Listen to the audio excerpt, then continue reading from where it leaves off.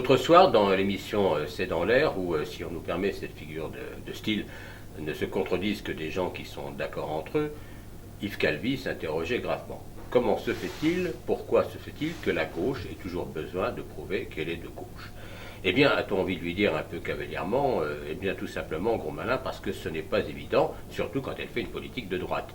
Et puis, mais en étant un peu plus civil et un peu plus élégant, on lui citera cette phrase de Jacques Lacan, il n'y a pas d'amour, il n'y a que des preuves d'amour, et ça s'applique bien évidemment, et bien plus encore à la gauche. Pour être de gauche, il faut faire une politique de gauche, et ça se prouve à l'épreuve des faits. La gauche, ce n'est pas qu'un mot.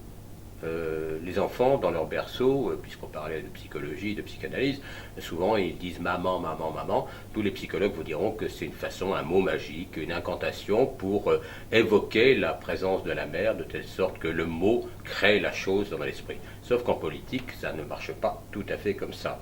Et donc, il ne suffit pas d'un mot qu'on va agiter tous les 5 ans, un drapeau rouge ou rose qu'on va sortir quand approche l'élection présidentielle, ou comme lundi à Paris, avec l'opération Et où la gauche lancée par Stéphane Le Foll et quelques ministres, voire une vingtaine de ministres présents. Il ne s'agit pas seulement de dire Et où la gauche, comme si il s'agitait de réveiller la gauche, parce que la réalité, ce n'est pas que la gauche est endormie, c'est qu'eux s'en sont tellement éloignés qu'on ne les entend plus.